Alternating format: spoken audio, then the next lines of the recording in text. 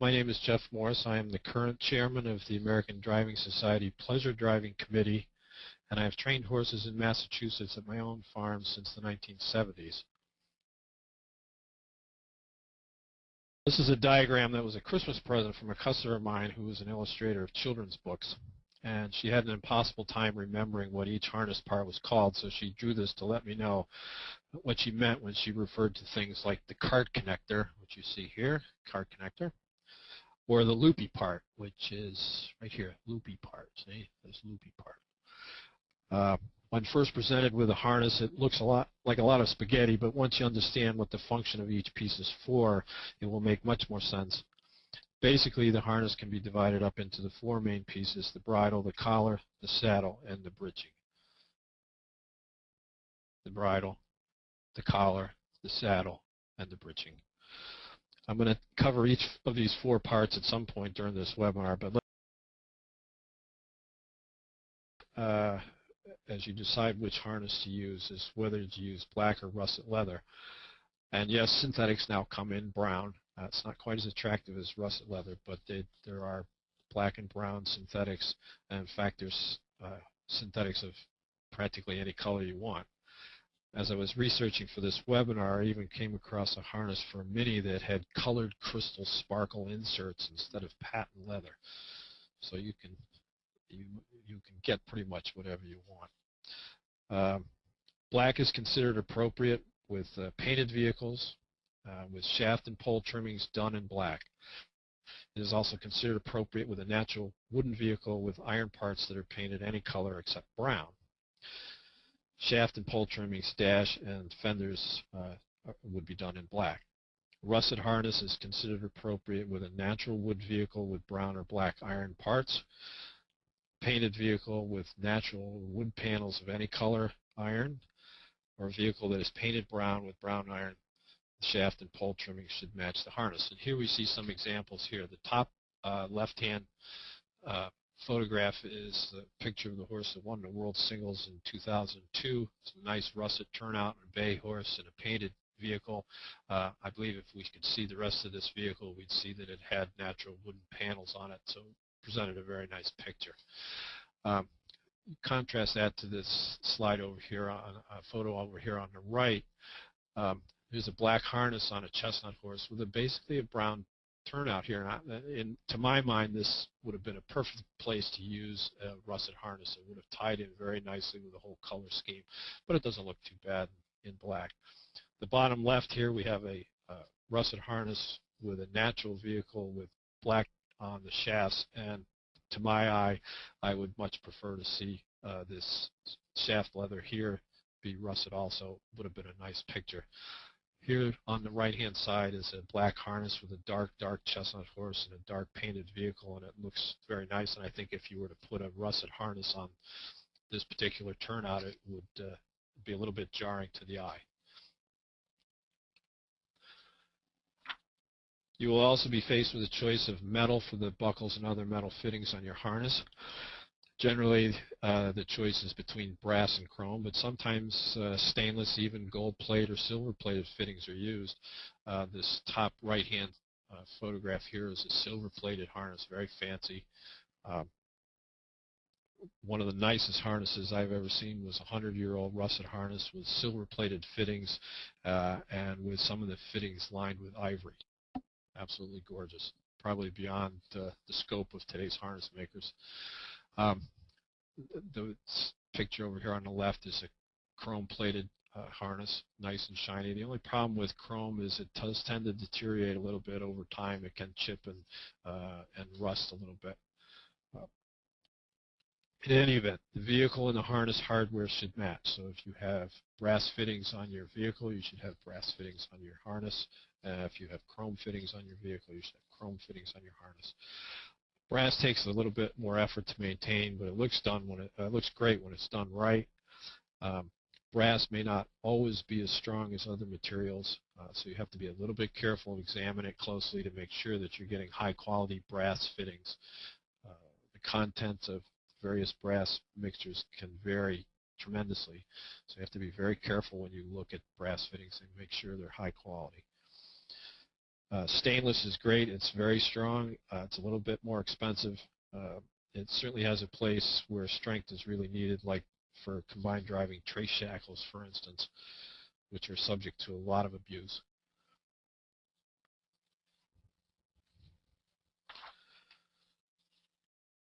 The choice of buying new or used harness should be considered very carefully. Good quality harness often holds its value very well if it's well cared for. So while it may be less than it's cost you less than the equivalent new harness, it may still be selling for close to what it sold for originally when it was new. Basically, you get what you pay for. If the used harness that you're looking at is cheap, then buyer beware. It may not be safe, or you may be very fortunate and be in the right place at the right time. But generally speaking, you do get what you pay for. If you're not experienced in buying used harness or using harness, buy from a reputable dealer or seek a knowledgeable person to help you. One thing that you can't see when you buy a used harness is the stress in the stitching that may have been caused if the harness has been in a wreck. Sometimes that's very hard to see, and you will never really truly know. So proceed with caution. Never buy a harness that you cannot physically see or touch unless you are absolutely sure of the reputation of the seller. Your life may depend on it. Another disadvantage to used harness is that usually you have to take it as it comes with no ability to swap out parts that may or may not fit your horse. With a new harness, the seller will likely be very willing to substitute bigger or smaller parts as needed to best fit your horse. There are many, many types of harness and styles and variations within those types, but basically they can be broken down into the following types, and I'll show you examples of all these in later slides. Recreational harness need not be real fancy. All it needs to do is be safe and be serviceable.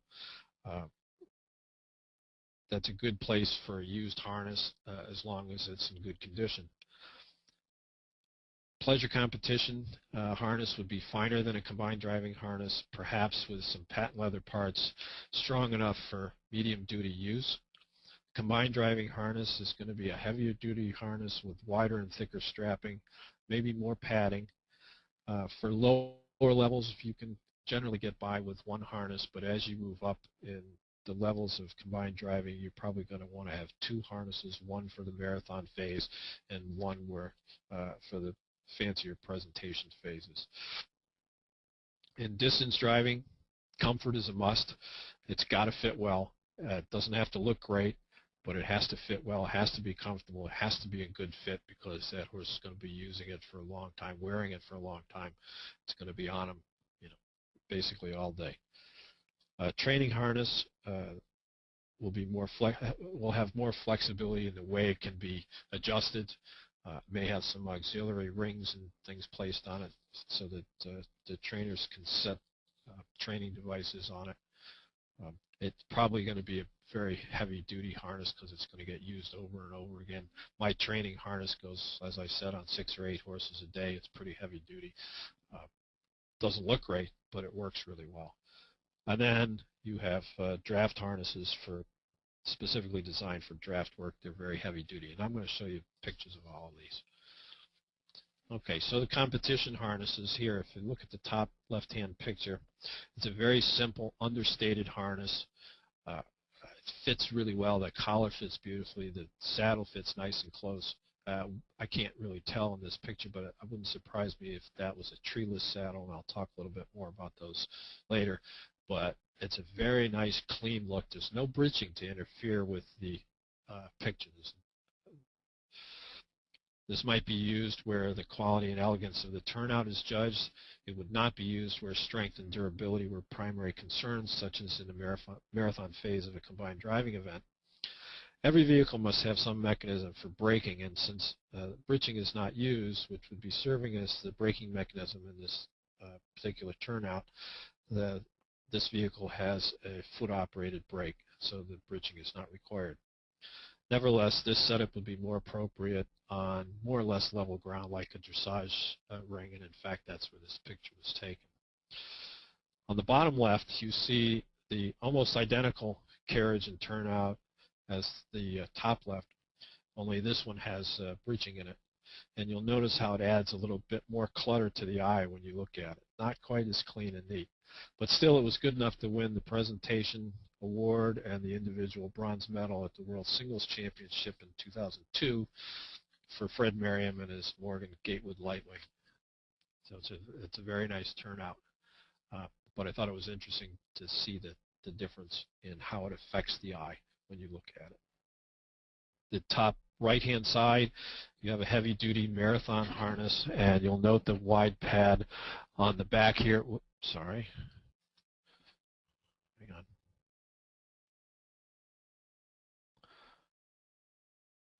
Sorry, it's my fault. I hit the wrong button.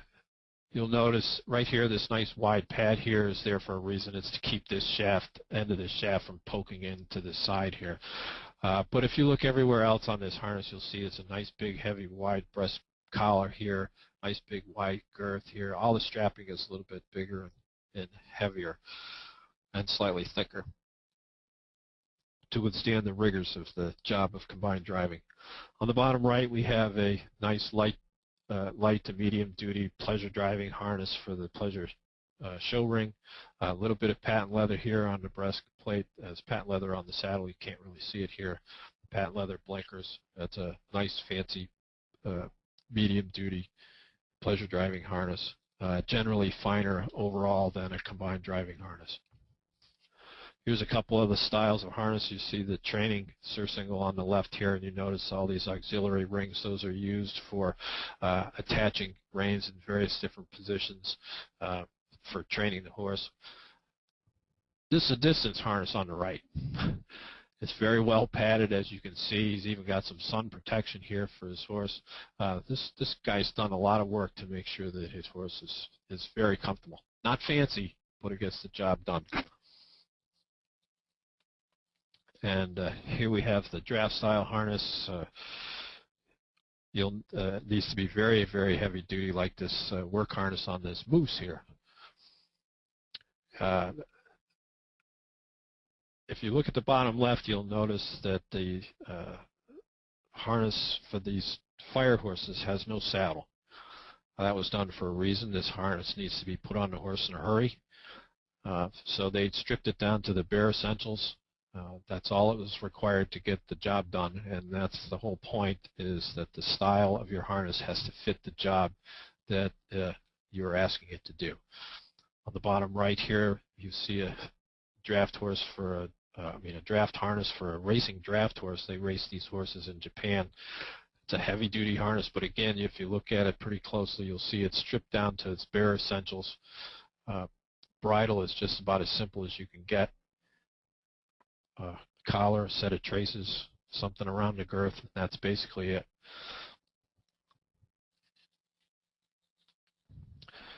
When it comes to sizing your harness for your horse, most dealers will have a diagram that they would like you to fill out, and some measurements that they want you to take. While there are basic sizes commonly used in sizing harness like mini, pony, cob, horse, and draft sizes, those really are just starting points, and some parts may have to be swapped in or out of the package so that it fits your horse or pony as best it can. And dealers are very used to doing this, very used to swapping parts in and out. But the better you can measure it, the less swapping of parts that will need to take place. But don't be afraid to ask to get it right. Like I say, dealers are accustomed to doing this. Each dealer has a slightly different way of measuring for your horse, so listen to what they tell you to do, and they'll be very happy to work with you. Ponies are probably the most problematic in this regard because the smaller the equine, the more critical the fit becomes. A 1/4 of an inch difference in a strap on a draft horse is hardly noticeable, but on a mini it can be critical and can mean the difference between a good fit and one that's not right. So let's talk a little bit about the various harness parts, specific harness parts. Like harnesses that are sold in in common sizes. Bridles are also sold in common sizes like pony size, cob size, horse size, warm blood size, or draft size. But it's generally much more practical to deal with the actual measurements, especially with ponies, as I said, since there is a smaller tolerance for error in the fit. And like other harness parts, expect to go back and forth with the dealer to get things just right. The brow band should be long enough to lie comfortably and not keep the crown piece from sitting far enough behind the ears to be comfortable. If we look at our friend here, John Henry the mule, you'll see that this crown piece just starts to pinch the back of his ear here. So maybe this brow band could stand to be a little bit longer to allow that to slip back there just a little bit. The crown piece can be straight or curved and should lie well back behind the ears. This has to be comfortable for your horse. And, it may not seem like much, but just making that little bit comfortable behind the ears can make all the difference between a happy horse and one that's not quite got his full attention on the job. And I'll show you the difference between a curved crown piece and a straight one in the next slide. When fitting blinders, the eye should be right in the center of the blinder here, and we have a good setup here. This eye is right dead center in the eye. It should lie snug, fit to the face. You can open and close these blinders for more or less vision. Some horses get very claustrophobic when those blinders are too close to their eye, and some horses kind of see too much and actually go better when their vision's restricted a little bit. A little tip here, I always trim the eyelashes of my driving horses so that eyelash isn't tickling the eye because it's rubbing on the inside of that blinder. Again, it's just another way to make my horse a little bit more comfortable. I don't trim them off flush, but I trim them short enough so that they're not tickling the eye. The shape of the blinder will be dictated by personal preference and by the style of the vehicle and harness that you're using. Blinderless bridles can be used. They're not illegal for ADS competitions, so use them if they work for you and your horse. I personally don't use them. I start all my horses in an open bridle, and then they move to a closed bridle, and from that point on they almost always go in a closed bridle unless I have some real problem. I've only had one horse in training in 35 years that I've actually tried an open bridle on because he was having some problems. Didn't solve his problem. He went okay in it, but it didn't really solve his problem. But I've always used blinder bridles, and I've never gotten in trouble with them. Your mileage may vary on that score. The cavesson or noseband can be a separate or integral part of the bridle. Sometimes it's built in. I'll show you an example of that. In this case, we have a separate noseband. This has a hanger strap that goes all the way up and around down the other side. It also, the hanger strap slides up or down so it can be positioned underneath this cheekbone appropriately. Initially, the height of this noseband should be placed about the width of your thumb below this cheekbone. Some horses don't have a lot of room between the corner of their mouth and this cheekbone, so there's not a lot of room to place this noseband. It's one of the few areas where there's a pretty radical difference from horse to horse of the same size. May have a slightly different measurement from here to here.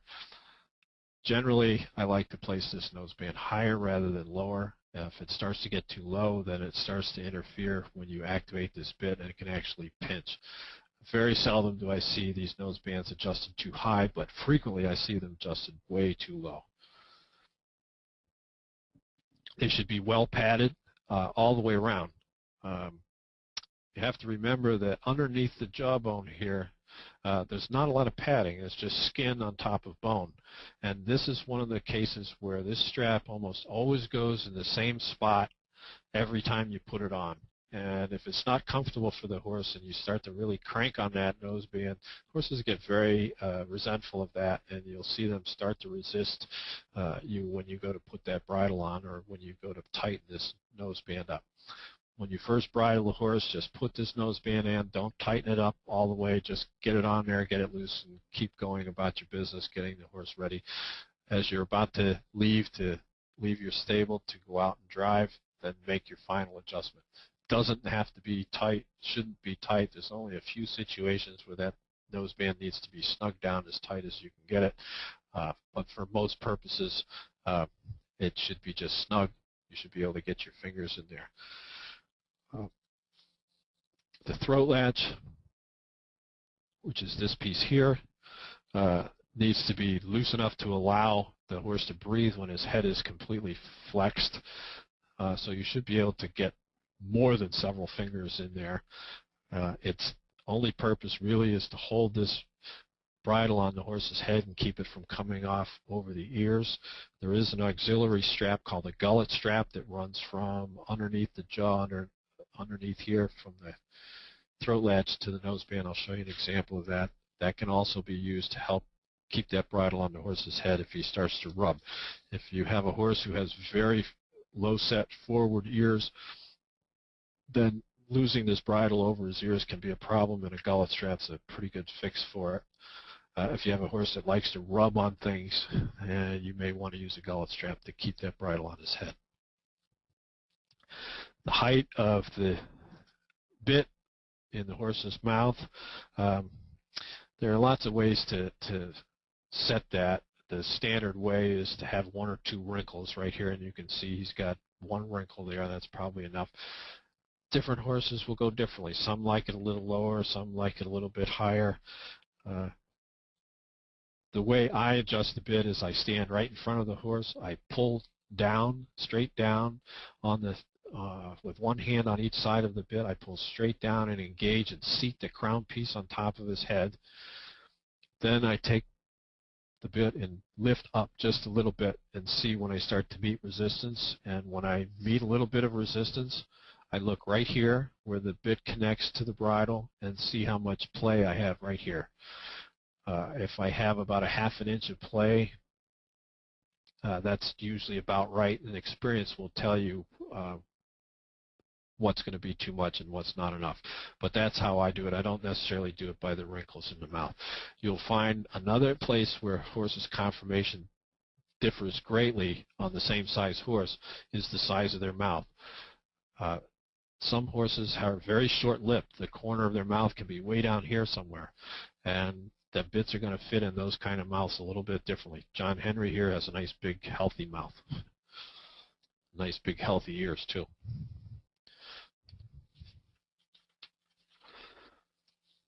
Okay, so on the top here we have a straight crown piece. This is cut straight right behind the ears.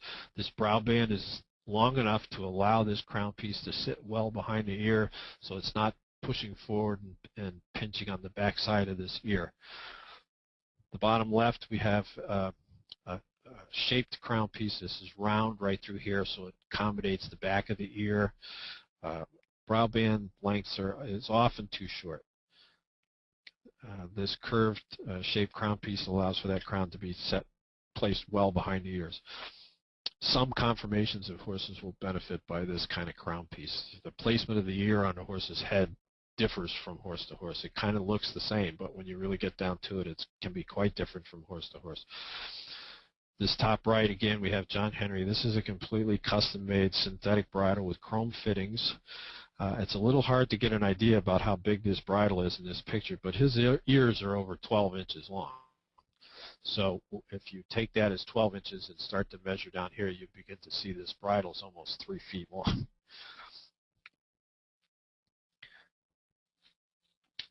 Here's the picture of the gullet strap on the bottom. Runs. What we're looking at is we're looking upwards from on the underside of the horse. Here, this is the nose band, the bottom of the nose band on the underside of the horse's head. This is the throat latch as it comes underneath behind the mandible here. It's not adjusted tight, but it is snug enough, and this will help you keep that bridle on the horse's head should he start to rub. or should he have that confirmation of the very low set forward ear. Okay, so we come to one of my pet peeves here. Many carriage driving bridles come with a noseband that's set up something like this. It's not separate from the bridle at all. It's built in. It has a little slot through here. And in this picture, it's adjusted correctly. The cheekbone is behind this buckle. Actually, I'd like to see this down a little bit lower. That buckle is rubbing right on that cheekbone. But in terms of up and down, it's positioned in about the right place. It would be about a thumb width below the point of that cheekbone. And it works well in here because we have a long distance from the mouthpiece to where it connects to the bridle. But now imagine if this same bridle was on a loose ring snaffle. So this would be the loose ring here. The leather would come all the way down to here. Now we have the problem of this tapered horse's head allowing this noseband to slip down, slip down, slip down until it stops where it meets the top of this bit. Now this noseband is down way too far on the horse's face and starts to interfere with the corner of the mouth and the front edge of the noseband. So that noseband is going to be down here somewhere. When you activate this bit, this is going to collapse and start to pinch. That's why I personally prefer to have a cavesson or noseband that is hung from a strap. And here we have in the top right, this strap would go up over the top of the horse's head, come down the other side, and it would allow me to raise or lower this noseband and position it on the horse's face regardless of the size bit I had in the horse's, or the size of the cheek on that bit. This one also has this ability to slide here, so I can position this hanger strap exactly where I want it on the side of the horse's head. Very much like this. This particular noseband has an additional padding underneath the jaw, which is a great idea. Some of them don't, and I found a very quick and dirty solution for that, and that is to use a rubber curb guard. These are for curb chains, and you'll find that this 99-cent rubber curb guard can fit on this strap right through here and give you a little bit of extra cushion on that very sensitive area underneath the horse's jaw right here. So that's my pet peeve about nosebands. Now we come to the collar. We have the choice here of a breast collar or a full collar, or now lately we've started to see some combination collars. This is a breast collar here. It's probably the most common. It fits the wide variety of horses. It's very easy to go from one horse to the next. In my training situation, I use a breast collar, and it goes on. The same breast collar can go on a 14-hand horse or a 16-hand horse very easily with minor adjustment. If I was to do the same with a full collar, which we see down here again on John Henry, I'd have to have 2 or 3 or 4 or 5 different sizes of collars to fit every horse that I have working in the course of a day. And so the breast collar is a much simpler affair. The pros of the breast collar is that it's easy to fit and adjust from horse to horse. It's suitable for lightweight vehicles. When you start to get into heavier vehicles, then you're going to want to go to a full collar. But for lightweight vehicles like a road cart or a Meadowbrook, a breast collar works just great. The downside is it may unduly interfere with the freedom of the shoulder movement, and I'm going to show you some of that in a minute. It should fit above the point of the shoulder right here and below the base of the neck right here. So there's plenty of room in this particular horse to fit, but not all horses are built that way, and they may benefit from a collar that's shaped more like this one here on the bottom right, where we have the point of the shoulder here, the base of the neck here, not a whole lot of room for this to fit. This is called an empathy collar. It's kind of a cross between a full collar in the sense that the draft is way up here, well above the shoulder. Here, this would be the trace that goes back to the vehicle. So he's actually pulling from way up here as opposed to the breast collar, straight breast collar, which would be pulling from down here. So he gets a little more freedom of movement. This French collar, similar type affair. It's kind of a full collar, kind of a breast collar. It's kind of half and half. The downside of the full collars is they're more complicated to fit. It takes a bit of experience to be able to fit them exactly right. And the other problem is your horse is constantly changing. He's developing muscling. He's maybe developing as he's growing, and the collar that fit him last week may not fit him next week.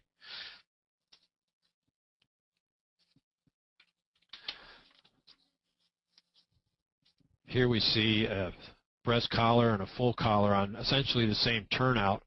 I just happened to stumble on these two slides on the internet. This was actually a very common type of turnout, very easy for elderly people to get in and out of. It's kind of like a four-wheeled, horse-drawn wheelchair. But if we think about the breast collar is very suitable for draft that's in a straight line.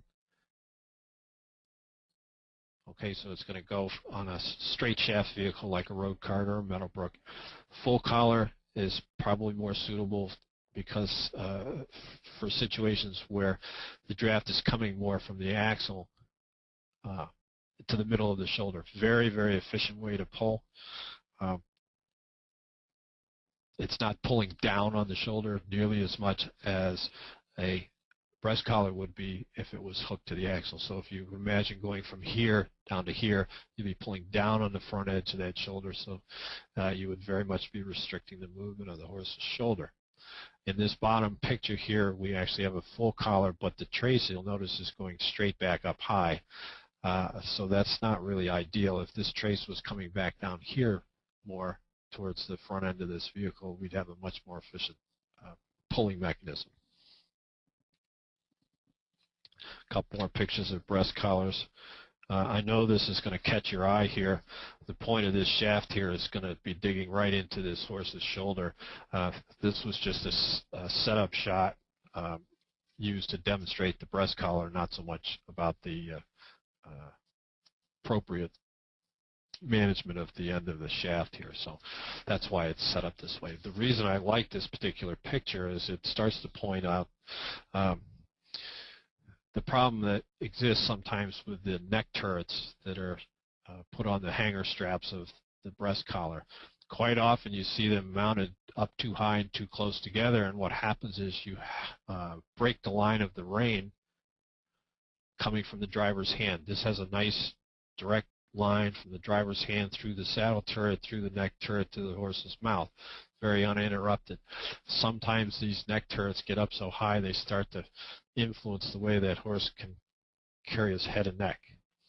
And this breast collar here on the right, you see these turrets are nice and wide apart. That's probably going to work for quite a number of horses, but I've seen them as close as 4 inches together up here on top, and that's just not going to work. On the bottom right, you see the problem of the breast collar being above the point of the shoulder, but it can't be below the base of the neck. It starts to impinge here on the base of the neck. It starts to interfere. This problem would be solved by a drop front or a shaped collar, which comes down in front. So it's able to get up here above the point of the shoulder, but here below the base of the neck. So that would be a very appropriate use for the drop front collar. But even here you can start to see these neck turrets are starting to get a little bit close together. And I'm going to show you the effect in a couple of slides, I think, of making that adjustment when we talk about tweaking the harness. Harness saddles, you basically have the tree over the top, or a treeless saddle, and I'm going to show you an example of that in a second. The girth and the tugs. The front edge of this saddle should be placed about the width of your hand behind the last hairs of the base of the mane. That's a pretty good starting point. It's about 4 inches from the last hairs on the mane. Fits well behind the withers. If it's much farther forward than that, it starts to interfere with the withers. It is probably the most common misadjustment that I see made on horses and ponies, is that saddle is placed too far forward. When the horse is standing at rest, when you're hooking that horse, tacking up that horse for the first time, you want to make sure that saddle is well back. When he starts to work, that saddle's going to want to come forward just a little bit. So place it a little bit farther back than you think it's going to end up, and you should be about right.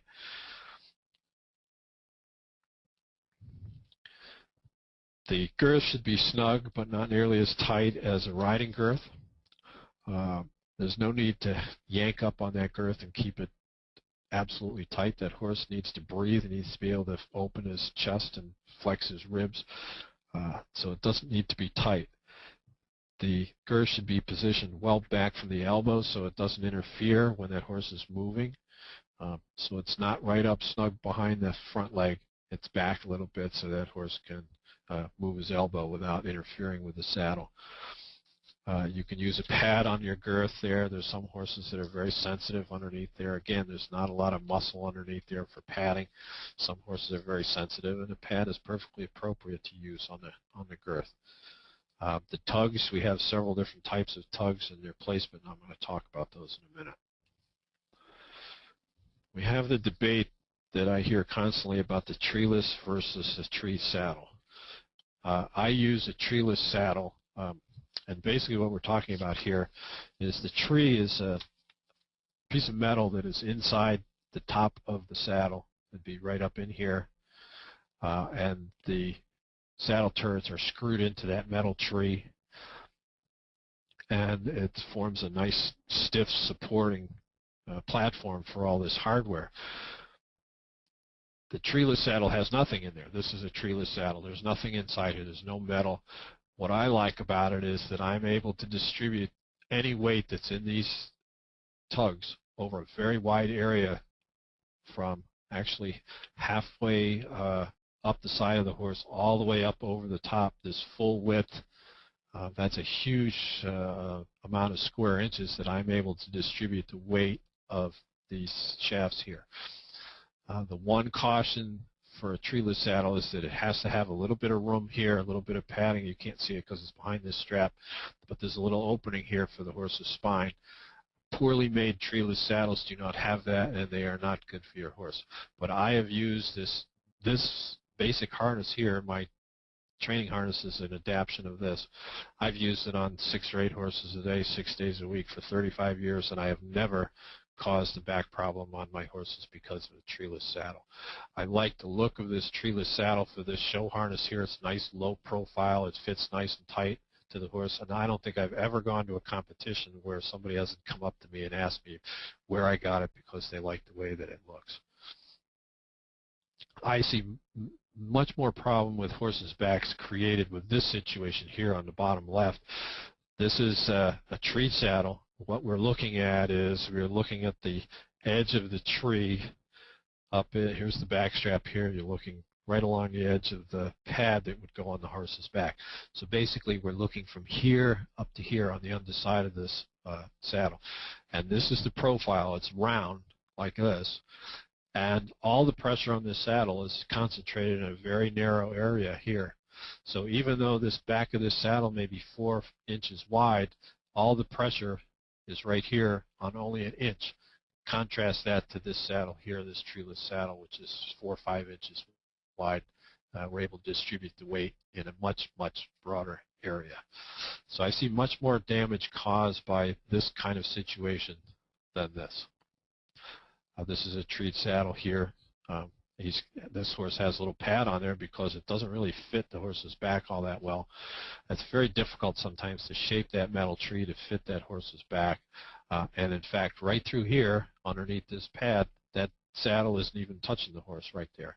So all the weight of this vehicle is in an area about this big, about 2 by 6 inches underneath this pad, as opposed to here, which is 4 by 15. So that's my spiel on treeless versus treed saddles. The tug is the harness part that keeps the shaft from falling on the ground. By tug, we're talking about this piece right here. And it's holding up the shaft, keeping it from falling on the ground. With a straight shaft vehicle, such as we see here, it is generally adjusted so that the tip of the shaft is at the point of the shoulder, right here. And the shaft is sloped downward slightly from the tip back towards the rear. With curved shaft vehicles, that may vary a little bit. Some of the gigs have a big curve on the front of their shaft, and that point on those curved shafts may be in a slightly different spot. The technical aspects of balancing a vehicle are too detailed to get into here, but generally speaking, for two-wheeled vehicles, when there are two people seated in the vehicle, there should be hardly any weight on that tug. For four-wheeled vehicles, you would only have the weight of the shaft and itself in that tug, so it's really not an issue. There are several types of tugs. The most common is the English or open tug that we see here. This is English tug, open tug. Allows for the shaft to float inside it and move back and forth a little bit. As the horse moves uphill, downhill, it accounts for that movement. It is used with most two-wheel vehicles with straight shafts. French tugs, which we see here, are suitable for curved shaft vehicles which are difficult to balance on their own and may need to be held in place. These would be, the shaft would go through here, this would get pulled down and tightened around that shaft, and it would keep things nice and snug and in place. Tilbury tugs are very similar to French tugs, and they're used on a four-wheeled single-horse vehicles. The other variation of all these are the quick-release tugs, which you see here. This is a quick-release tug in the middle. Hey, there's my telephone.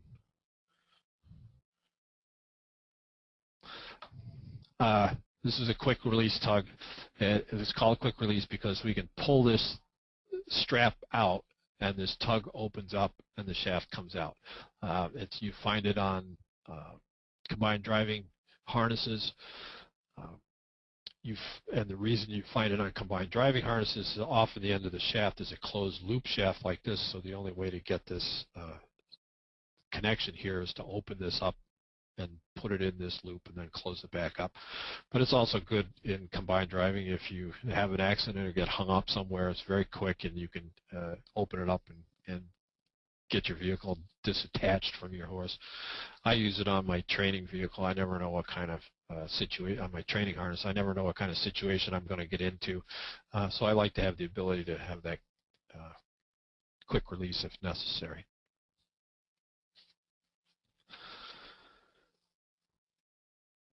Now the other part of the last part of the harness is the bridging and the back strap. We're talking about, here's your back strap here. Here's the bridging that hangs off of it. The back strap really, their only function is to provide the architecture to hang the bridging and a little bit to keep the saddle in place. This crupper here will keep the saddle from riding too far forward. But surprisingly enough, if you don't use a crupper, this saddle will stay pretty much in place on most horses. There are some conformations where that would not be true. Occasionally you find a horse that really wants to clamp his tail around a crupper, really objects to having a crupper under his tail, and there is this device here called a spider backstrap. This would be where it attaches to the saddle here. It goes back in a Y over the butt of the horse, and the crupper, were there to be one, would be sitting right here. These straps would hang the bridging around the butt of the horse. So there's no crupper. I've used these. They stay right in place. The bridging is balanced and hung correctly. They work great. It's really a draft horse thing. You see it on a lot of draft horse harnesses, but it also works for carriage driving without any problem. The crupper you use should be smooth and well-shaped for the area underneath the tail. If you think about it, that skin underneath the tail is very thin and very sensitive. It should be kept absolutely clean so you don't develop any rubs or sores there. Once you get a rub or a sore there, then your horse is going to get very reluctant to have you putting that crupper underneath his tail. For horses that clamp their tail around the crupper, I found that if you use one of these fatter cruppers like this one here, or you can wrap the crupper with vet wrap and make it a little bit thicker, sometimes they're less likely to really clamp that tail down because they can't get it down around there tight. It also helps for horses who have the propensity to flip their tail over the rein. If you have a big fat crupper underneath there, they don't panic quite so much when that happens.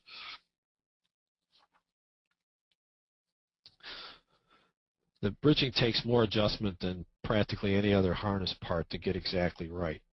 Standing on cross ties, as you're tacking your horse up, that bridging may look like it's set perfectly. When you go out to work, you find that it's a little bit too high or a little bit too low. It should be below the point of the buttock here, below the point of the buttock, but high enough not to interfere with the hind leg movement. Here you see that it's just down a little bit too low and it's starting to interfere with the hind leg movement here. This adjustment could be corrected by shortening this strap right here. Probably a hole would be all that's necessary to lift that up an inch or so and get it up where it belongs. This one here, obviously it's set down way too low. It's also a little bit short. This ring here should fit right about at the stifle. This would be about right. Should hang down right about at the stifle. Here, bottom right, you see this ring is right about at the stifle. That should be about right. This is going to be a little bit short. It's already short down here. If this is up where it belongs, that ring is going to be up in here somewhere. You should be able to put a fist between the bridging and the horse when you're on level ground and you put your carriage in draft. This bridging should not be tight. The horse needs to be able to move this hind leg there. So there needs to be loose enough so that horse has freedom of movement to move his hind leg.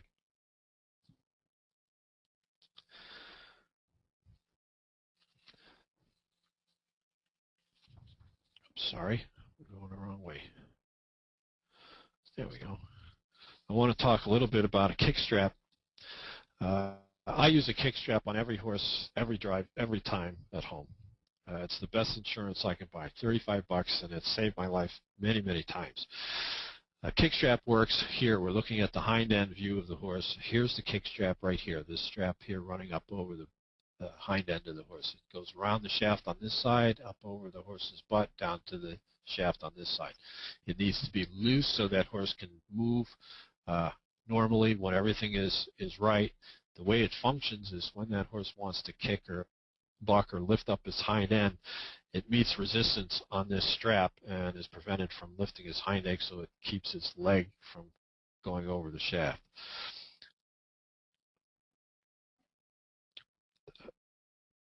It can be integrated into an existing harness or a new harness to be unobtrusive. If you look at some old diagrams of harnesses, you'll see that they were built right in, and they look fine. They're very unobtrusive.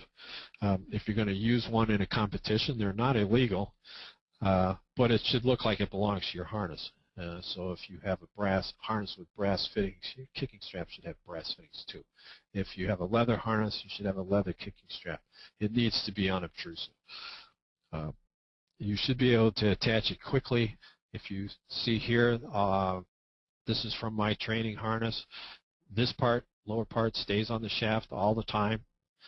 This part stays on the harness all the time. When I'm going to hook the horse up, I just take this piece here and snap it to this ring, and it's all done. If it's too complicated to connect, you're not going to use it. I even find this buckle here to be too much for my taste. So I hook 6 or 8 horses in a day, and I just don't like doing that buckle all the time. Snap works great for me. I don't like to see them placed back so far as this one here. If this horse starts to buck or kick, what's going to happen is it's going to start to pull that crupper underneath his tail, and he's not going to like that. So it's going to induce him to be more uncomfortable. I like to see it a little farther forward up over the hips of the horse. It'll work just as fine here to keep that horse from getting a leg over the shaft, and it won't pull on that crupper.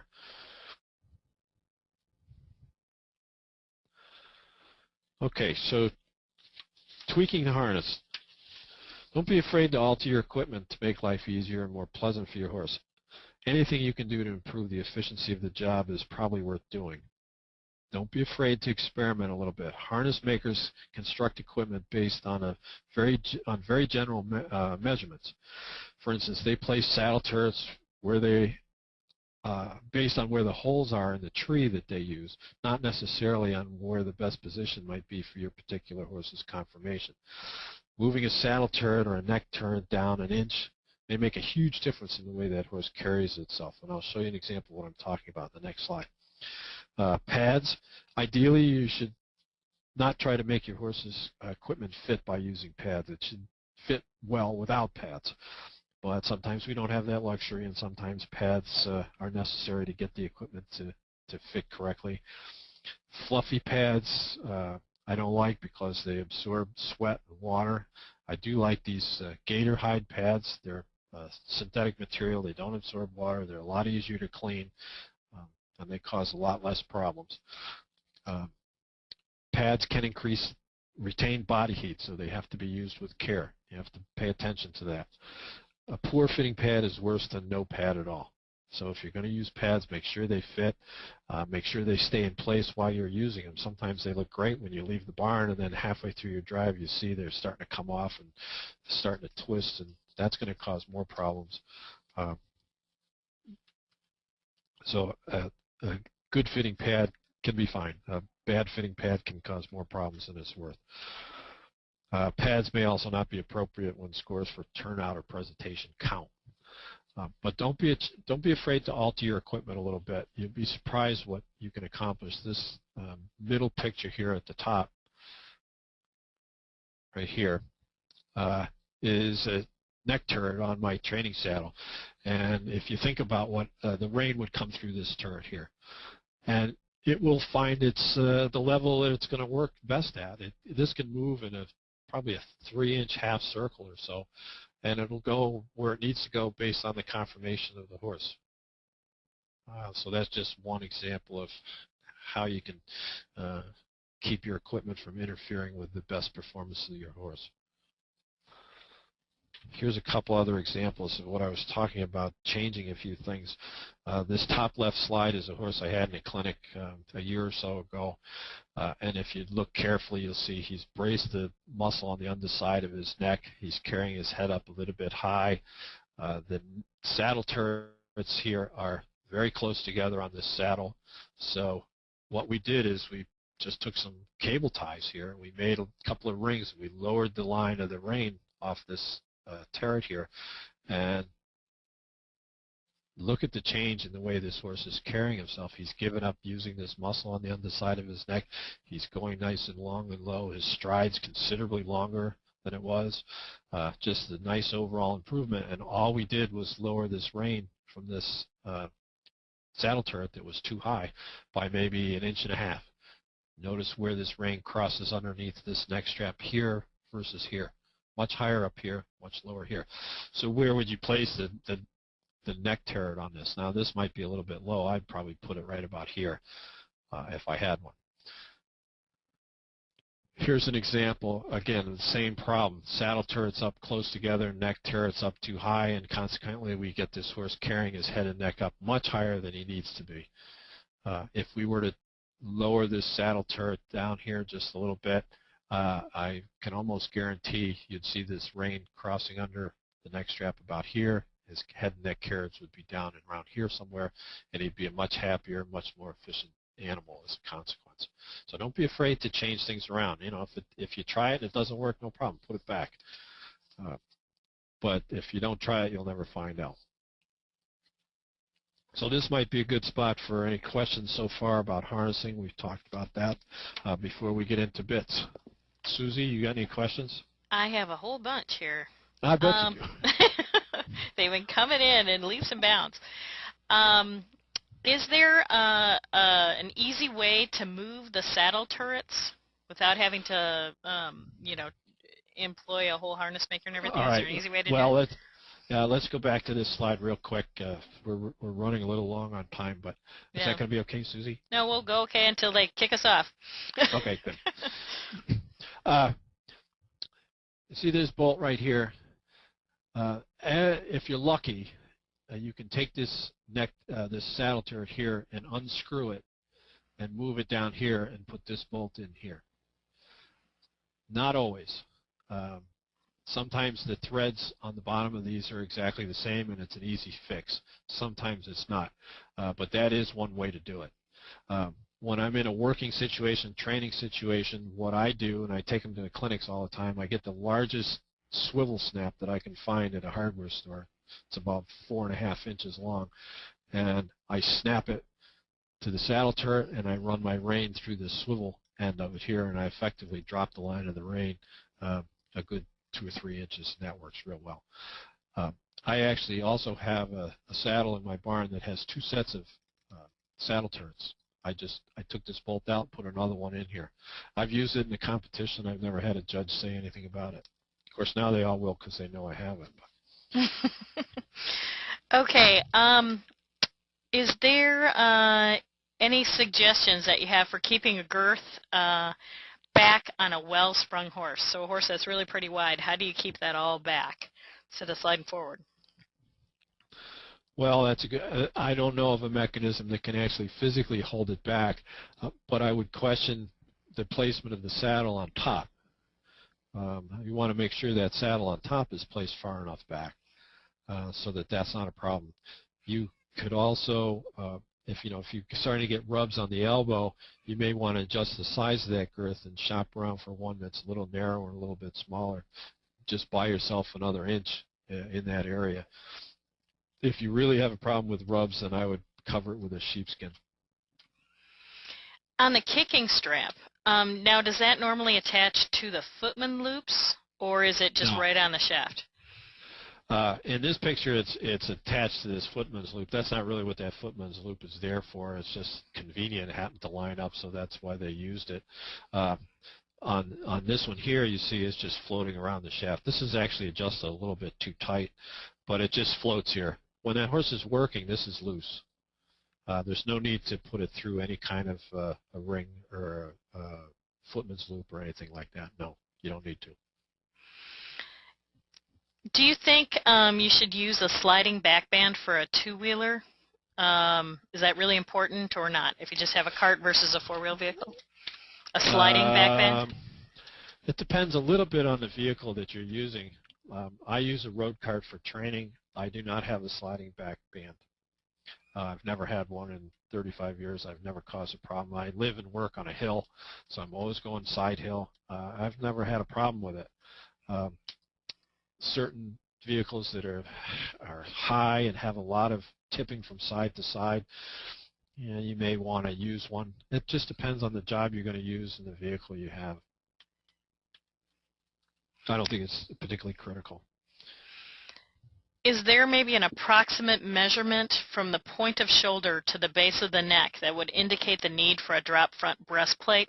How would you judge if your horse needs to really use a drop front type breastplate? Well, let's go back here if we can find it. There. I don't know, so you can do it by measurement. I think you take your straight breast collar and put it on there and get it above the point of the shoulder and see what happens when you at the neck. It's really trial and error. Every horse is built so differently, and you go from ponies to big horses. There's no way to really have a measurement. You just have to do it by trial and error. And probably our last question that we can take right now is, on a treeless saddle, you mentioned that the weight is distributed over a wider area, but it seems that if you have a treeless saddle, it would allow the weight to rest directly on the withers or the spine versus a tree. Okay. How would you address that? Well, let's see. Back to this picture here. Again, you think about this round profile on this saddle with a tree in it. All the pressure is right here in this 1 inch, inch and a half across here. If you actually sit and look at your horse, it's an area that's maybe 2 inches wide by 8 inches long. So all the weight is in that 16 square inch area. On this treeless saddle, the weight is distributed on an area that's 4 inches wide by 15 inches long. That's 60 inches versus 16. So the pounds per square inch is much, much lower on this treeless saddle. There is an area on the top here to allow for the spine, so there's no pressure on it. And is that something that you'd look at for a quality treeless harness, is that it still has a bit of relief for the spine? Yes, you'd have to have this. If it doesn't have this relief on the spine, pass it by. That's going to cause problems. Okay. Okay. All right, let's carry on with more bits and more bits. More bits. Okay. There are two basic families of bits, the snaffle bits and the leverage bits, and I'll show you examples of those. There's lots of different mouthpieces. There's hundreds and hundreds and hundreds of different mouthpieces. There's dozens of different cheek pieces. There's hundreds of different kinds of materials that bits are being made of. And then we're going to talk a little bit about how to fit them. The bit is the gateway to the equine brain. Without an effective tool to communicate your instructions to your horse, your performance will suffer. Without the skill to effectively speak through your reins to your horse, your performance will also suffer, and perhaps your life or your neighbor's lives will be at risk. Horses are not born with a bit in their mouth, and they are not born understanding what a bit is for. They must be trained to understand the language of the bit, and it cannot be done all at once. The refinement of the language of the bit is perhaps infinite. Understanding by your horse of the subtleties of bit instruction or the bit language can and will take years. While training your horse should be fun and a rewarding process, you must be willing to take the education process seriously enough to be fair to your horse. He did not ask you to train him. He did not ask you to put a bit in his mouth.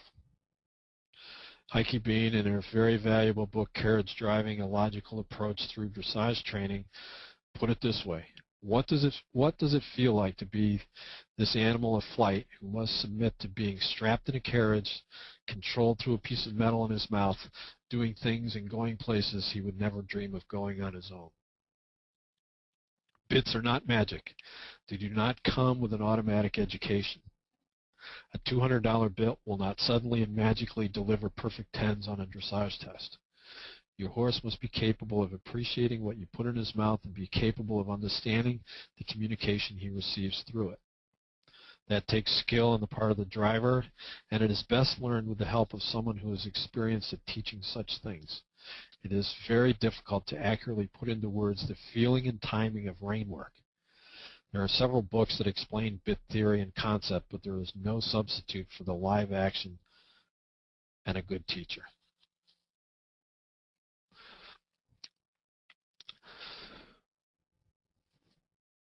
Snaffle bit is a non-leverage bit.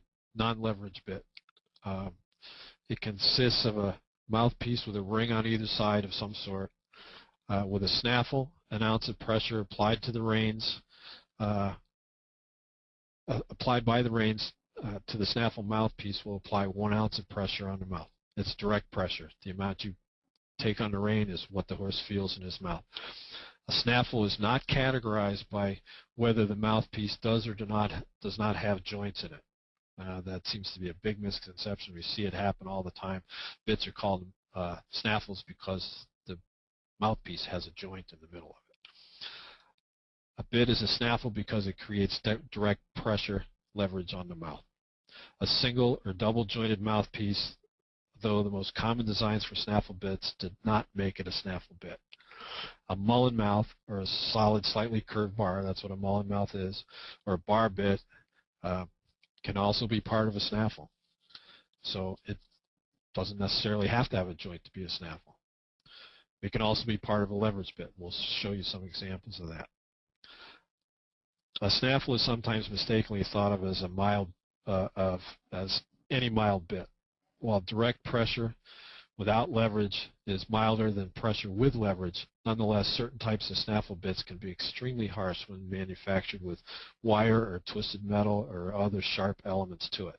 A thin or rough surface snaffle used harshly can damage a horse's mouth. Likewise, a big fat snaffle is not necessarily more comfortable in a horse. You can cause a lot of damage with a big fat snaffle if it's not right for that horse. In the leverage bit, the rein action amplifies the pressure in the mouth by the leverage advantage. The leverage advantage places pressure on several places on the horse's head: the pole via the crown piece of the bridle, the chin groove via the curb chain or curb strap, and the bars and tongue via the mouthpiece. The primary principle in selecting a bit is first, use the bit that works. Then worry about what it looks like or whether it's proper. I'm often asked about having to use riding bit for riding and a driving bit for driving. Use the bit that works. If he rides well in a certain bit, start there. Perhaps you can use a more traditional style driving bit with the right mouthpiece in action once you get further along. But start with the bit that he goes, you already know he goes well with. So just because it's a riding bit does not necessarily mean it can't be used for driving. We'll talk about bitless bridles here in a minute. Bridle with a bit is required for each horse in the ADS competition, so you cannot use a bitless bridle. People have used them. I've used them. I've not been satisfied with it, not been real happy with it. Here you see a combined driving horse. This is a standard bred bridle. This particular horse had some mouth damage here, and that would probably be the only appropriate use for a bitless bridle, in my opinion, is a horse that had mouth damage from a bit or some conformation in his mouth that prevented him from using a bit well. Here's some examples of snaffle bits. There's all kinds. This is just a small sampling of the ones that are out there. I'd like you to be a little careful with bits labeled as Dr. Bristol bits. They come in many variations, some of which are just not correct, and are simply made that way because an Asian bit manufacturer's machinery can only make it a certain way. And regardless of what kind of bit you use, it should be manufactured well. By that I mean it should be smoothly finished with no rough edges or places that could pinch the sensitive lips of your horse. They should also fit the interior of your horse's mouth well. With a few exceptions, the severity of any bit simply depends on the knowledge and hands of the person holding the reins. The subject of bit designs and function is deep and vast and could take an entire webinar of its own. So this is just a sample of some of the more common snaffles that are out there. I should point out here the way you measure a size of a bit is you measure from the inside of the bit rings. So this would be a 5-inch bit here. So that's how you do it, from inside cheek to inside cheek. Here's some examples of leverage bits. All different kinds. This top one on the left here, I want to just draw your attention to. This is an abomination in my opinion. This bit will twist and turn and do very strange things in a horse's mouth. It is made this way because the bit manufacturer was already making this mouthpiece, so they said, well, what the heck, we can put it in there, we'll just put different cheeks on it, and now we have a different bit that we can sell. I've almost never seen a bit like this work well in a horse's mouth. There's probably an exception out there. There's probably somebody listening here who has a horse goes great in there. I'm not saying it's impossible, but it's not likely. I'd also draw your attention to this bar bit here, and one of the problems I have with bar bits is I rarely see them work well. And the reason for that is when that bit is in the horse's mouth, there is always pressure on that horse's tongue. If you put a bar bit in the horse's mouth, you peel back the lips and take a look in there, you will see that there is constant pressure on that horse's tongue. There is no way they can avoid it. There's no way to get away from it. There's no way to adjust that bit so that doesn't happen. And certain horses tolerate it, and they go pretty well with it, but I dare say they'll be more comfortable in something like this, the Glory Liverpool and butterfly bits here. The primary design concern here is this bit is arched upwards and forwards and gives a lot of room for the tongue underneath that bar. It's a very comfortable bit when the rein is not activated. It has what I call a big reward zone. So when I release pressure on that rein, that bit goes to a very comfortable position in that horse's mouth. I will say if you use this bit, when you first put it on a horse, you may find that the horse flips his tongue over that bit fairly readily.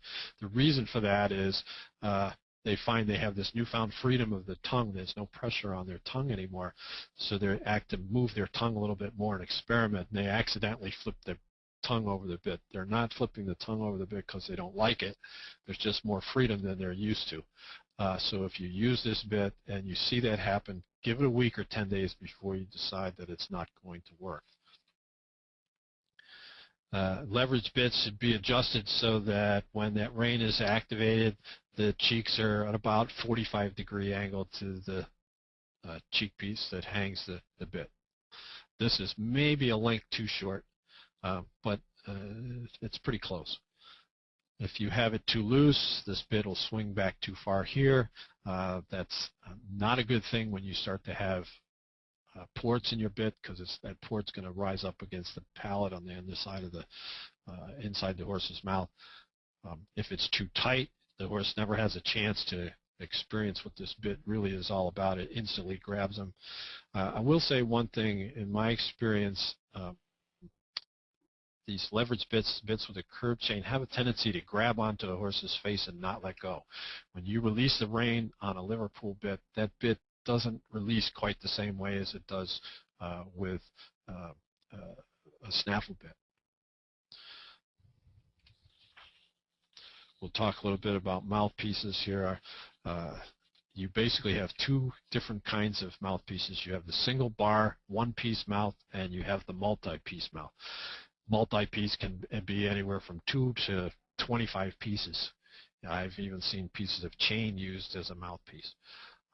But those are the two basic families, single bars. And in the single bar family, you have Mullen, Arch, the Glory mouth we've already talked about, straight bar we've talked about. I'll show you some examples of all of these. You saw some of these multiple piece mouths in the slide with the snaffles on there. Here are some of the mouthpieces you'll see. There's just almost an unlimited variation of how these things are put together. I'll draw your attention to this bit here on the bottom. This came from a manufacturer's catalog, and it was labeled as a snaffle. And this is an example of what I was talking about. The reason they call it a snaffle is because it has this joint in the middle of it. And they mistakenly call that a snaffle. I don't generally think these Liverpool bits with a joint in them work very well. They start to twist and do funny things in a horse's mouth. I'll just point out the difference here between an arch mouth and a Mullen mouth. Arch mouth, this is arched upwards, perpendicular to the, or parallel to the cheeks on the bit. This is a Mullen mouth. It's arched forwards, perpendicular to the cheek pieces. So this is parallel. This is perpendicular. The Glory bit is halfway in between. It's arched upwards and forwards. Here are some of the various cheek pieces you'll see out there. It's interesting to note this is the first bit that was that man ever used. They actually found one of these, a couple of pieces of antler, a piece of cord. It's the earliest bit they've ever found. And what I found was intriguing about that is it looks very, very similar to this full cheek snaffle, which is still in use, today, thousands of years later. You don't see the full cheek used in carriage driving much. This top cheek has been taken off, and you end up with a half cheek. The reason this top cheek is taken off here is because this has a tendency to get hooked on various leather straps, so they've taken it off. The function of this cheek is to prevent the bit from getting pulled through the horse's mouth. That's one of the dangers you run into with a loose ring snaffle. If you're in a runaway situation, you have to turn that horse in a circle, you run the risk of actually pulling this bit through the horse's mouth. So that's why we have the half cheek.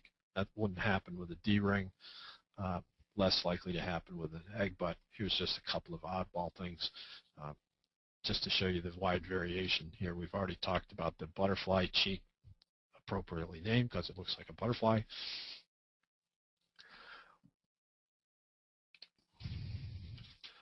These are not allowed in ADS competitions. The rule reads no twisted wire burr bits or gag bits are allowed. This is a bit burr on the side. It's used for helping you to turn the horse. That's not allowed. These are examples of gag bit. This is a gag bit here. The reins would go on here, and the function of the action of a gag bit is when you pull on the rein, it lifts the bit up higher in the horse's mouth. These wire bits are not allowed. Here's one that's really not allowed. This is a double twisted wire gag bit. If you can't stop them with that, you're in trouble. Excuse me. Bit materials, there's an infinite variety of bit materials. They now actually come in pastel colors and all kinds of flavors. I'm not sure your horse really cares whether its bit is pink or purple or blue. They come in lots of different metals, and there's various theories and technical issues on why these particular combinations of metals work and don't work. We don't have time to go into all of them now. Just give you an example of how many there are. I do draw your attention to this latex. This is the latex bandage. Its original use was to wrap racehorse legs on a wet track. Doesn't absorb water. It's a latex rubber bandage that sticks to itself. So you can cut little strips of it and wrap it around your bits to give them a little more cushion. They work really well for a lot of young horses. They work well when it works well when you first put a bit in a horse's mouth. It encourages them to chew and get a nice wet mouth. So I use it fairly regularly in my training stable. Thickness of your bit is not always an indication of how mild or severe it is. It really depends on your horse and how much room it has in the mouth. Somebody pointed out to me the other day that when you close your mouth, how much room do you have in it that isn't taken up by your tongue? And you have the same situation with the horse. When the horse closes his mouth, that cavity is filled up by his tongue. So big mouth, small mouth, and it's really immaterial. Although you can't put a big fat bit in a small mouth. Your bit should fit about a ½ inch wider than the corners of the mouth, roughly. A little more, a little less. It's going to depend a little bit on the horse. ½ inch for a pony may be too much. ½ inch for a draft horse may not be quite enough. But the cheek should fit away from the horse's mouth. It shouldn't be pinching and squashing the lips of the horse. What's wrong with this picture? I'll tell you what's wrong with this picture. This bit's upside down. Fortunately, this particular bit works well upside down or right side up. Doesn't really matter too much, so they were able to get away with it, but I thought it was fun. This came from a sleigh rally. Happened to see it, so I took a picture.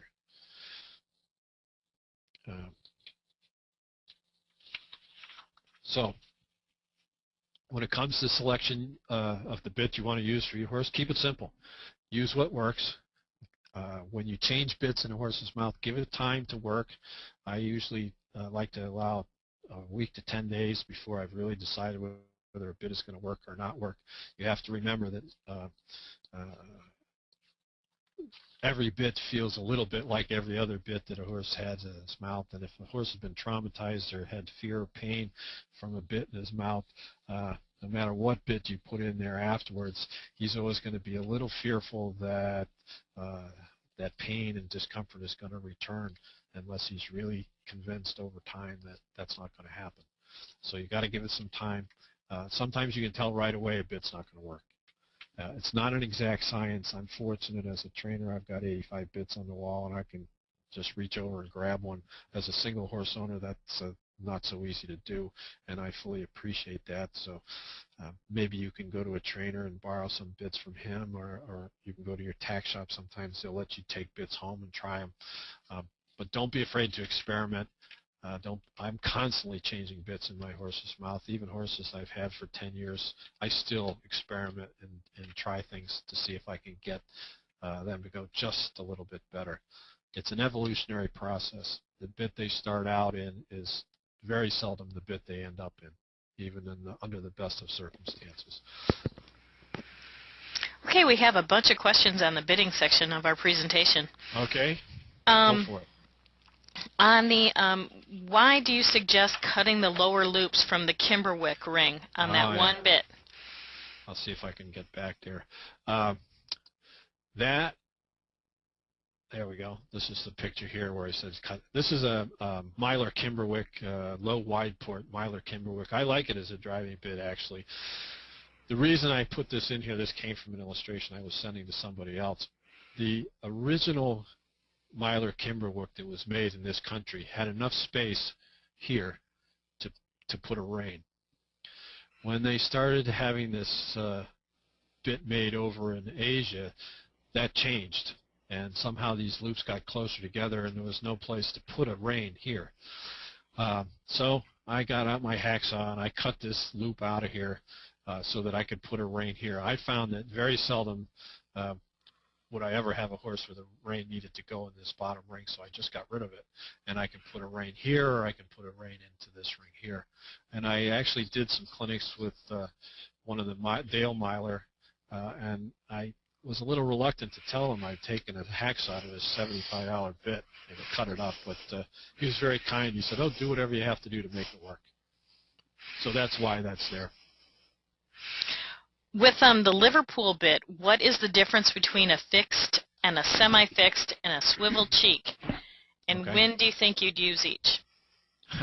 Well, this is a swivel cheek here. These are all swivel cheeks, meaning that this cheek rotates on the end of the mouthpiece. A fixed cheek, they don't do that.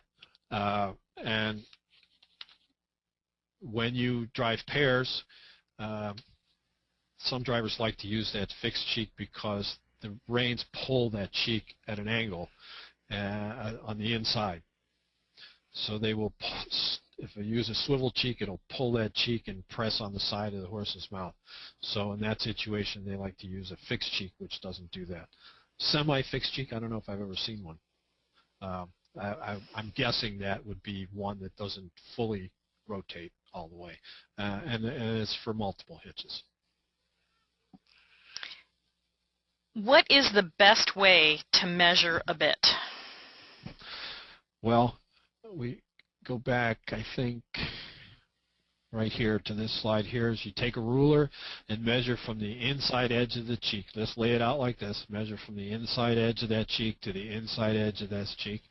In this particular case, this is a 5-inch loose ring snaffle. And you have to be a little careful because sometimes it's not exactly 5 inches, but they don't sell something as a 5 1/8 inch bit. If it's close to 5, it's a 5-inch bit. If it's close to 5 1/4, it's a 5 1/4. But that's how you measure it. What's kind of a rule of thumb that you should use as to how much bit should be, able to be seen in the horse's mouth off the sides? How wide? Yeah. A rough rule of thumb is you want a bit that's a 1/2 inch wider than the horse's mouth. So you have a 1/4 inch to a 1/2 inch on either side sometimes. It's going to depend. On a draft horse, a horse with a big giant mouth like John Henry, he may have, that bit may actually be an inch wider than his entire mouth. But if you were to have an inch wider on a pony, it wouldn't work. So you want to have some space so that the inside of that cheek is not pressing on the lips, and a little bit more. Do you have any suggestions for a bit that might work well for a horse that has a tendency to get his tongue over all the time? You have to ask yourself, why is he getting the tongue over? When I do clinics, the first thing I look at when a horse comes in the ring is what's he doing with his mouth. Horses manifest their anxiety in the mouth. When I see a very active mouth that's more active than just softly chewing and relaxing his mouth, but it's kind of anxious looking, that horse is uncomfortable somewhere. It may not be in his mouth that he's uncomfortable. He may have sore hocks, he may have a sore back, he may have all manner of discomfort, he may have sore feet, but he's manifesting his anxiety in his mouth. Horses that are anxious in the mouth have a lot of excess mouth movement, and a lot of times you'll see those kinds of horses flip their tongue over their bit just because their mouth is overly active, and that's what happens. There are horses who, through their past history, have learned that they can flip that tongue over their bit, and you have to get sometimes quite creative on how to do that, how to keep them from doing it. But generally, you have to find the source of the problem, and 99 times out of 100, it's because that horse is physically or mentally uncomfortable. That's why it happens. In a normal, happy, comfortable horse, you will not see them flipping the tongue over the bit, and you will actually see and with those horses, you can lower that bit quite low in a horse's mouth, and that tongue will stay where it belongs. But there are some training fixes for horses that are confirmed tongue flippers. And if you want to email me privately on that, I'll discuss how to solve that. Can you touch a little bit on whether an aluminum bit causes dryness as in comparison to a copper or a rubber bit? Yeah, we were talking about the different metals Yeah, that different bits are made yeah, of. the different metals that bits are made of. Um, I've only aluminum is one of those metals that has a wide variation of there's different grades of aluminum, different mixes, so it's not so easy to say aluminum does this or aluminum does that. Um, there are not very many that are made of aluminum. I know of one. The Micmar bit is made of aluminum, I think. I've used it. I have objections to it for other reasons than the fact that it's aluminum. It'd be nice if it worked because it's a nice light material, but I don't know of any. I don't use them enough to be able to tell you what kind of chemical reaction is going to take place in a horse's mouth with an aluminum bit. I just don't see that many of them. Is it more, in your experience, have you seen that a copper mouthpiece? Oh, yeah. Yeah, copper or bronze, which is a mix of tin and copper. You have sweet iron. You have cyprium, which is 90% copper and doesn't have any nickel in it. You have German silver, which is an alloy of copper, nickel, and zinc. You have all kinds of combinations of these metals, and the copper does cause some electrical situation in the mouth with the saliva, the acid in the saliva, and will generally create a wetter mouth than other metals, so that's why it is used. I have seen it work. It does work. It does do that, but so does latex. You put latex in the mouth, you'll get almost the same result. And I think you have to be a little bit careful that just because it's creating a nice wet mouth doesn't necessarily mean that horse likes it. I think it would be hard-pressed to tell really whether a horse liked the copper in his mouth or not. Maybe you could with certain horses, but generally the bronze works okay. Stainless steel, some horses don't like stainless steel, and I've even seen some horses that are allergic to some of the synthetic bits. Okay.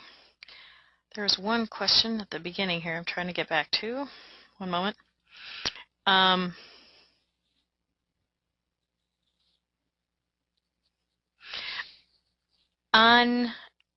Can you talk a little bit about the French link versus the Dr. Bristol, what the difference is in the links there in the centerpiece?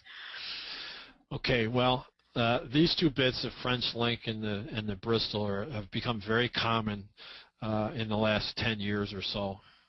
You used to only see the Dr. Bristol type bit, and the Dr. Bristol is characterized by this flat plate in the center. Every manufacturer makes this a little bit differently, and you have to be very careful when you buy these bits because they're, as I said before, they're not always right. The angle at which they're placed in relation to the tongue, I've seen practically every degree under the sun of rotation of that plate from manufacturer to manufacturer. Some it's straight up and down on the tongue, some of it's laid back, some of them it's at an angle. You also see huge variation in the width of this plate. It can be a lot wider than this. It can be very narrow. This one starts to be pretty narrow. You also start to see on the French link is characterized by just having a short, small link here. And you see different shapes. You see different ways of connecting this. I could probably have just as many bits on the screen here, just variations of a French link. One of the best bits I have is a core steel, I think it's called a core steel bean bit. It's a French link bit. It's got a little bit of a nice round bean in there, and I think it was $26. I didn't see any need to pay $120 for a German French link bit. This worked just great. It's just a nicely made bit. I don't know if they even know how nicely made it is. That was a core steel bean bit. But you have to be very careful with this Bristol bit. It's actually a pretty harsh bit, I think. I don't use them. I don't see them used very often. And I'm not entirely convinced that these 3-piece mouthpieces like these are all that great. One of the problems you have is there's so many moving parts in the horse's mouth. They are not. It's not always clear what they're supposed to be paying attention to, and those bits can wrap around the tongue and wrap around the bars and not be particularly comfortable. Personally, I'm partial to simpler bits. The fewer joints in the mouth, the better for me. And so when I start horses, I start with a mullen mouth or a glory bit and just keep it simple. And then I don't have to worry about getting all that complicated with multiple piece mouths. And our last question here is there was a question on the purpose of the Boucher bit on the bottom here. Well, I have a couple of these. I've used them for driving. I've not been particularly impressed. Maybe I just haven't hit the right horse. They look like they should work really well, but